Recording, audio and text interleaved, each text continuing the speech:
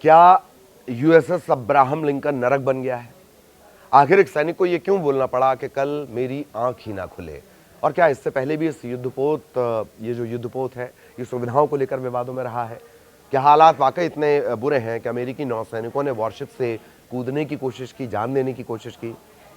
और आखिर ईरान जंग के दौरान तनाव से जूझ रहे वॉरशिप के 5000 मरीन की फिलहाल जिंदगी कैसी है? कैसे वो काट रहे हैं अपनी जिंदगी? नमस्कार, मैं ललित प्रजापति।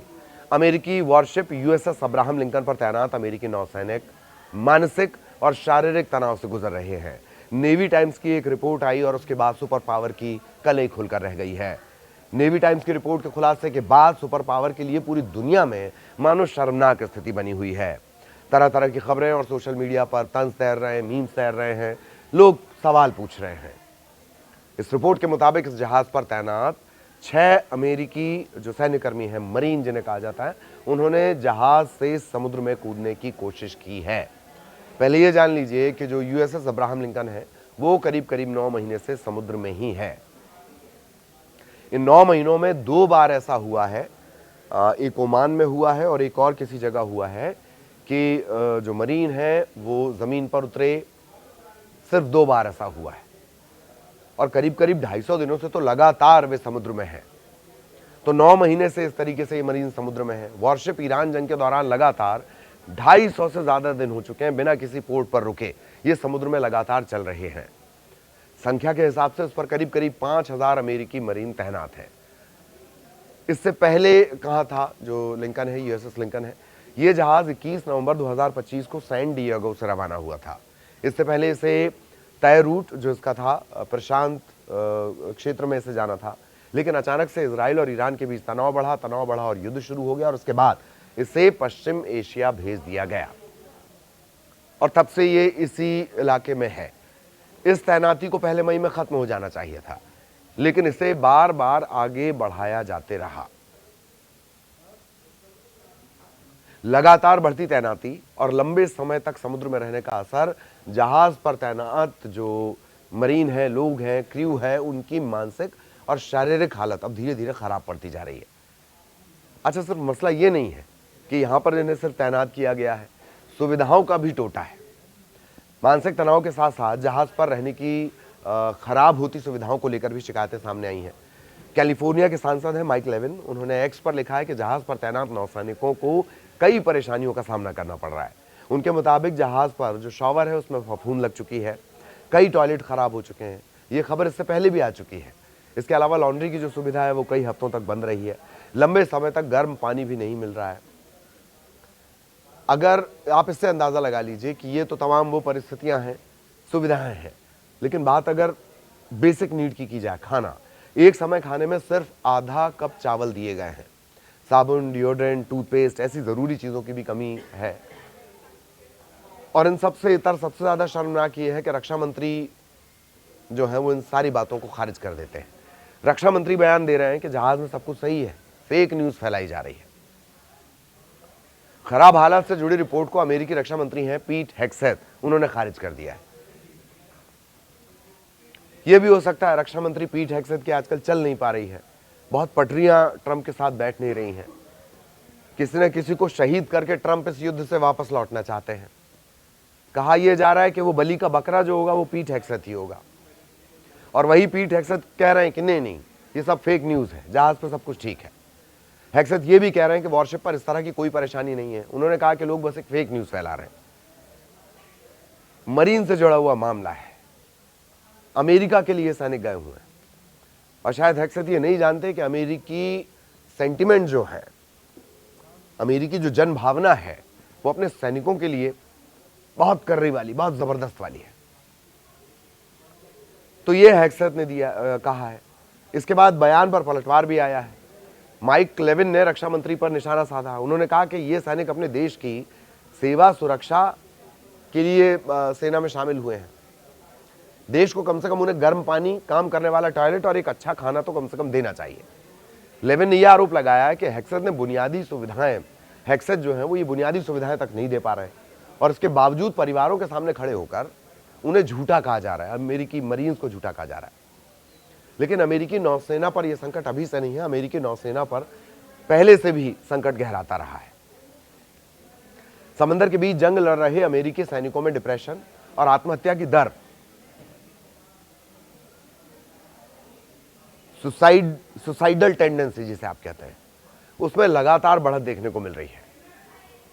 पिछले साल भी एक अध्ययन हुआ था, उसके मुताबिक जहाजों पर लगातार बजने वाला शोर, नींद की भारी कमी, धूप ना मिलना, मेंटल हेल्थ फैसिलिटीज का ना होना, यह सैनिकों को धीरे धीरे खुदकुशी के मुहाने पर धकेल रहा है। सर्वे में शामिल लगभग आधे सैनिकों ने माना था कि समंदर में जब वो भयंकर तनाव से गुजरते हैं तो उन्हें किसी तरह की कोई मदद नहीं मिलती। जनवरी 2025 में जारी इस रिपोर्ट में करीब 956 नौसैनिकों का अध्ययन किया गया, उन पर रिसर्च की गई, उनके व्यवहार को परखा गया और तब ये आंकड़े निकलकर सामने आए हैं। इसमें यह भी पाया गया कि अमेरिकी नौसेना के जहाजों पर तैनात सैनिकों को अमेरिका की जो सेना की बाकी शाखाएं हैं, बाकी यूनिट्स हैं, उनकी तुलना में गंभीर मनोवैज्ञानिक तनाव का सामना करना पड़ता है। इस रिसर्च में यह भी साफ हुआ कि खराब रहने की स्थिति, शोर, व्यस्त दिनचर्या, ऐसे जो तनाव है, ऐसे जो कारक हैं, ऐसे जो रीजन है, वो तनाव को लगातार बढ़ा रहे हैं। इसके चलते नींद और आराम के लिए वक्त भी नहीं मिल पाता है। इन सब के बीच यूएसएनआई न्यूज है, वो भी एक आंकड़ा दे रही है। इसके मुताबिक सुसाइड अमेरिकी नौसेना और मरीन में मौत की एक बड़ी वजह है।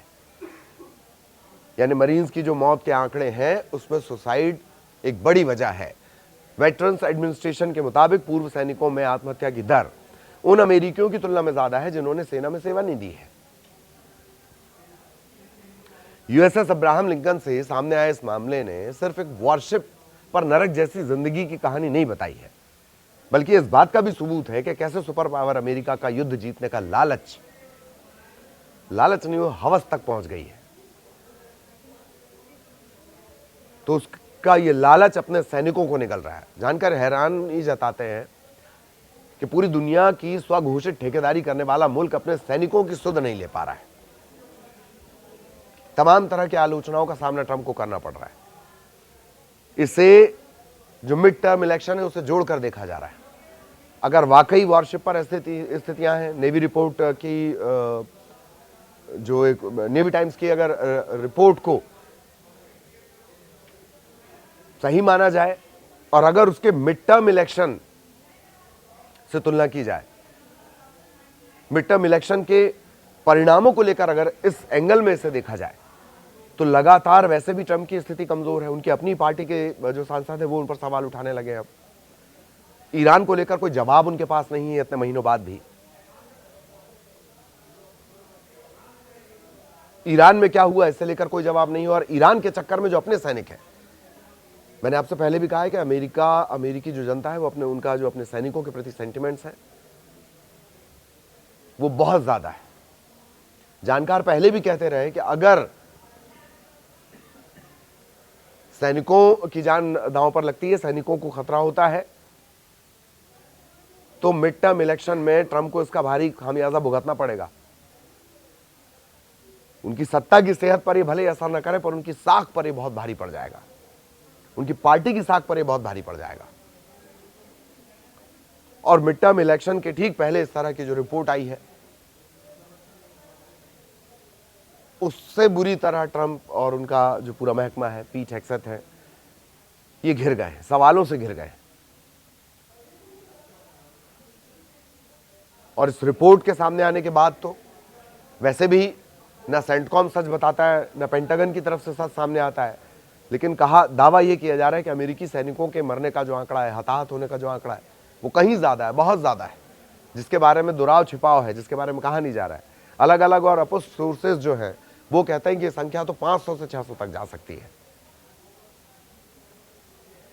जबकि सेंटकॉम की तरफ से अगर कभी कहा जा रहा है या ऑफिशियल सोर्सेज जो कह रहे हैं, उन आंकड़ों को मिलाकर देखें तो ये संख्या भले ही 100 से नीचे नजर आती हो, पर बताया जा रहा है कि अमेरिकन जो सैनिक हैं हताहत भी ज्यादा हुए हैं और गंभीर इंजरीज से, मेंटल इंजरीज से वो जूझ भी रहे हैं। और उन सब के बीच अब यह दावा कि यूएसएस लिंकन पर तैनात जो मरीन्स हैं उनकी सुसाइडल टेंडेंसी लगातार बढ़ती जा रही है।